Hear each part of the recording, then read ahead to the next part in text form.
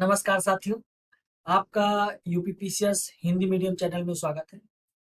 हम लोगों ने पॉलिटी की जो सीरीज डिस्कस की थी, उस पे हम लोगों ने समझ लिया था कि राज्यपाल क्या है, राज्यपाल कैसे राज्य की नीतियों में प्रभाव डालता है या राज्यपाल के प्रमुख कार्य क्या है। इन सब चीज़ों को हमने समझ लिया था और आयोग द्वारा जो सवाल पूछे गए थे, उनको भी हम लोगों ने एक ओवरव्यू उसका देख लिया था। अब इसके बाद जो दूसरा टॉपिक है, मुख्यमंत्री है। हालांकि डायरेक्ट सवाल कभी नहीं पूछा जाता इससे, लेकिन यहाँ पर हमको ये समझना पड़ेगा कि इस वाले टॉपिक से ज्यादातर विधान परिषद या विधानमंडल से सवाल ज्यादा पूछे जाते हैं। जैसे आपके विधान परिषद के कितने सदस्य हैं? 100 सदस्य हैं। ठीक है। विधानमंडल आपकी विधानसभा में कितने सदस्य हैं? तो 403, जिसका भी चुनाव आप लोगों ने वोट डाला होगा। 100 सीटें हैं विधान परिषद, एमएलसी जिसको बोलते हैं, इसको आप बोलते हैं विधायक, एमएलए। ठीक है। तो ये सब हम लोगों ने समझ लिया था। तो कारण क्या है कि अब थोड़ा सा चीजें समझ लें मुख्यमंत्री के बारे में कि क्या होता है मुख्यमंत्री। तो मुख्यमंत्री जैसे प्रधानमंत्री का रोल होता है, उसी प्रकार से राज्य में जो है मुख्यमंत्री का रोल होता है। मुख्य समझ लें, मुख्यमंत्री राज्य सरकार का प्रधान होता है, जैसे केंद्र सरकार में प्रधानमंत्री होता है। और यहाँ पर कुछ चीजें बताई गई, आप पढ़ लीजिएगा। हालांकि मैं उसको बहुत ज्यादा वो नहीं मानता कि इंपॉर्टेंट है। इसमें कुछ बातें आपको पता होनी चाहिए बस। जैसे जो मुख्यमंत्री होता है, वो राज्यपाल को सारी सूचनाएं देगा। राज्यपाल उससे सूचना मंगा सकता है, वो राज्यपाल को सूचना दे सकता है। दूसरा, वो मंत्रिपरिषद में या कैबिनेट मंत्रालय, आपके कैबिनेट में जो भी आपके निर्णय हुए हों, उसकी सूचना वो राज्यपाल को देगा। इसके अतिरिक्त जो मुख्यमंत्री का कार्यकाल होता है, वो सदन पे जब तक विश्वास मत होगा। कहने का मतलब ये है कि अगर विश्वास मत ये खो देते हैं जो जिन्होंने सरकार बनाई है, जिस दल ने, तो उन वो दल इस्तीफा देगा और उसी इस्तीफे के साथ मुख्यमंत्री का भी इस्तीफा हो जाएगा। हालांकि सामान्य स्थिति में जो है सदन 5 साल चलता है, तो ये माना जाता है कि 5 साल मुख्यमंत्री का कार्यकाल होगा। लेकिन सबसे सटीक अगर आंसर कभी आपसे पूछा जाए कि कितना कार्यकाल होता है, अगर वहां दिया हो कि राज्यपाल के प्रसाद पर्यंत कार्य करेंगे, तो ये आपको लिखना है। यही 164(1) में लिखा हुआ है, ये साफ साफ संविधान में ही लिखा हुआ है कि राज्यपाल के प्रसाद पर्यंत मुख्यमंत्री कार्य करेंगे। इसके बाद मुख्यमंत्री ही चाहते हैं कि मंत्रियों का बंटवारा, कौन सा मंत्रालय किसको मिलेगा, ये सब वो डिसाइड करते हैं। फिर राज्यपाल को वो अपना परामर्श देते हैं, तो राज्यपाल उनको संबंधित मंत्रियों को शपथ दिलाते हैं। ठीक इसी प्रकार से यहाँ पे भी कुछ बातें लिखी हुई हैं। वो राज्य की विकास नीतियों को बनाता है, वो मंत्रिपरिषद की अध्यक्षता करता है, वो अपने दल का प्रमुख नेता होता है। इन सब चीजों को आपको थोड़ा सा समझ लेना पड़ेगा। ठीक है, एक बार पढ़ लीजिएगा, इससे सवाल डायरेक्टली नहीं बना करता है। अगर आ भी जाता है तो ये बहुत कॉमन सेंस के सवाल है। आप एक बार पढ़ लेंगे ना, रीडिंग कर लेंगे, तो आपको कभी भूलेगा भी नहीं। एक बार जब जैसे ही आप वहां पेपर में आपसे पूछा जाएगा, तो आपको तत्काल याद आ जाएगा। अब इसके बाद थोड़ा सा देख ले, मंत्रियों के बारे में हम लोग बहुत डिस्कस कर रहे हैं। हालांकि पहले भी हमने मंत्रियों को समझा है। यहाँ पर मैं एक बार और आपको बता देता हूँ। मंत्री हमारे पास 3 टाइप के होते हैं। एक कैबिनेट मंत्री, जो कैबिनेट मंत्रालय में बैठते हैं, ये प्रमुख पद होते हैं, जैसे गृह मंत्रालय का पद और वित्त मंत्रालय का पद, इस टाइप के। या कोई इम्पोर्टेंट है, अ, सुरक्षा वाला कोई मंत्रालय हो गया, या स्टाम्प मंत्रालय हो गया, इस टाइप के जो मंत्रालय होते हैं, जो इंपॉर्टेंट मंत्रालय हैं, उन सब चीजों पर। इसमें जैसे एक इतने सारे मंत्री बन गए, इतने सारे मंत्री में से एक थोड़ा सा मंत्रिमंडल होगा, ये प्रमुख मंत्रालय वाले मंत्री होंगे। गृह मंत्री होंगे, मुख्यमंत्री होंगे इसमें सदस्य, वित्त मंत्री होंगे। इस टाइप के जो सदस्य होते हैं, वो कैबिनेट मंत्री के भाग होते हैं। दूसरे, राज्य मंत्री। राज्य मंत्री 2 टाइप के होते हैं। एक होते हैं स्वतंत्र विभाग, जैसे वित्त मंत्रालय है। वित्त मंत्रालय जो है बहुत बड़ा होता है, तो एक मंत्री उसको नहीं संभाल पाते हैं, तो उसके अंडर में एक मंत्री को और रखा जाता है, उसको राज्य मंत्री बोलते हैं। राज्य मंत्री, तो राज्य मंत्री 2 टाइप के होते हैं। एक होते हैं जैसे वित्त मंत्रालय, जैसे बड़े मंत्रालय हैं, उसके अधीन अगर काम कर रहा हो कोई मंत्री, तो एक वित्त मंत्री हो गए। वित्त मंत्री के अधीन एक और मंत्री काम कर रहे हैं, वो राज्य मंत्री है। लेकिन जैसे छोटे छोटे मंत्रालय हैं, जैसे संस्कृति मंत्रालय है। संस्कृति मंत्रालय कैबिनेट का भाग नहीं होता। जैसे मान लीजिए कैबिनेट के भाग नहीं है, ये प्रमुख मंत्रालय नहीं है, तो राज्य मंत्री इसके अलग से बनाए जाएंगे, उसको बोला जाएगा स्वतंत्र प्रभार। मतलब ये पूर्ण रूप से इसके प्रभारी होंगे संस्कृति मंत्रालय ना। बस ये जो है कैबिनेट की बैठक में ये यहाँ पर ये कैबिनेट मंत्री के भाग नहीं होते, कैबिनेट मंत्रालय के भाग नहीं होते। बस ये आपको एक आइडिया होना चाहिए। जैसे गोले के रूप में अगर मैं समझाऊं थोड़ा सा, वो कुछ इस टाइप से है। बस यहाँ पर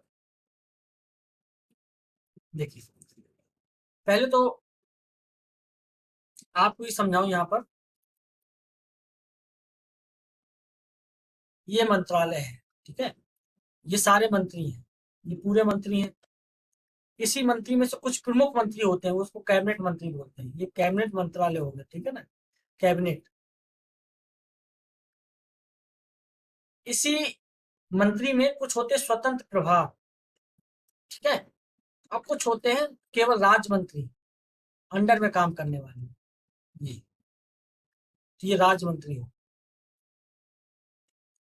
जैसे कैबिनेट में क्या होता है, जैसे वित्त मंत्रालय मैंने अभी आपको बताया, गृह मंत्रालय इतना बड़ा है, उसको पूरे राज्य की सुरक्षा व्यवस्था देखनी है, तो गृह मंत्री तो मुख्य हो जाएंगे। जैसे केंद्र सरकार में अमित शाह है, अमित शाह के अंडर में कुछ मंत्री काम करेंगे, वो राज्य मंत्री होंगे, तो इसी के अंडर में काम करते हैं, तो कैबिनेट मंत्रालय के अंतर्गत ही ये काम करते हैं, ठीक है। तो ये राज्य मंत्री होते हैं। ये राज्य मंत्री जो है ये केवल अपने मंत्री को रिपोर्ट करेंगे, जो इनका मुख्यमंत्री होगा, ठीक है ना।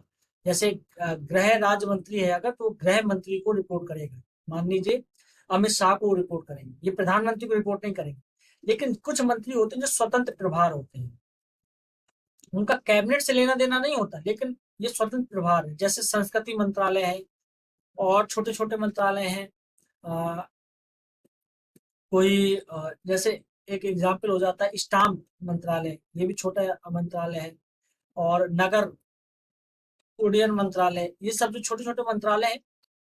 अब इन मंत्रालय में, ये एग्जाम्पल के लिए है, ये सही चीज नहीं है, ठीक है, थोड़ा सा एग्जाम्पल के लिए है, इसको देखना पड़ेगा, क्योंकि हर बार ये बदलते रहते हैं। तो इनमें जो मंत्री होते हैं, तो एक ही मंत्री होंगे, वही पूरी इसके होल सोल प्रभारी होंगे इन सब चीजों में, तो वो स्वतंत्र प्रभार होते हैं। तो ये प्रधानमंत्री को सीधे रिपोर्ट करते हैं। और जो राज्य मंत्री होते हैं, जो स्वतंत्र प्रभार जिनके पास नहीं होता, वो अपने प्रमुख मंत्री को वो रिपोर्ट करें।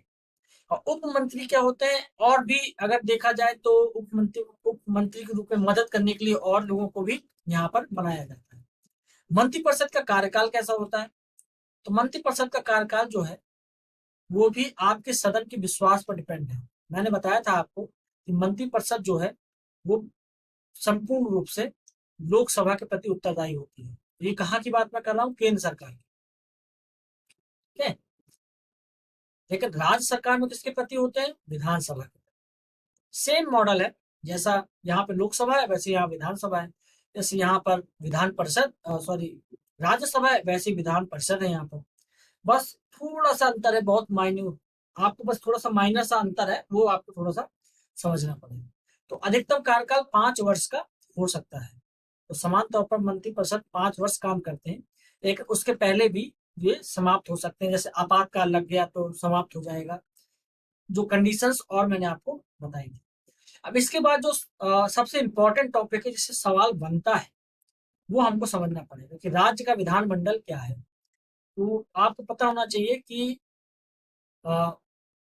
1919 का आपने पढ़ा होगा, भारत शासन अधिनियम जब अंग्रेज लेकर आए थे 1919 में, उसमें उसने 2 सदनों की बात की थी राज्य में। उसके बाद 1935 का जब भारत शासन अधिनियम आया, तो उसने केंद्र सरकार में भी ये बात कही थी। तो 1935 से हमने कई सारी चीजें ली, और ये तो 1919 से ही लागू हो गया था।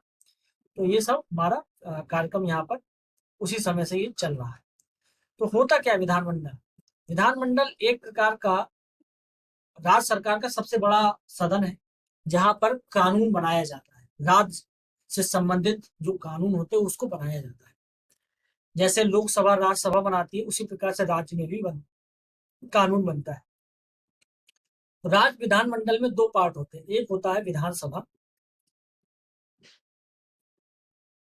एक होता है विधान परिषद, इसको असेंबली बोलते हैं।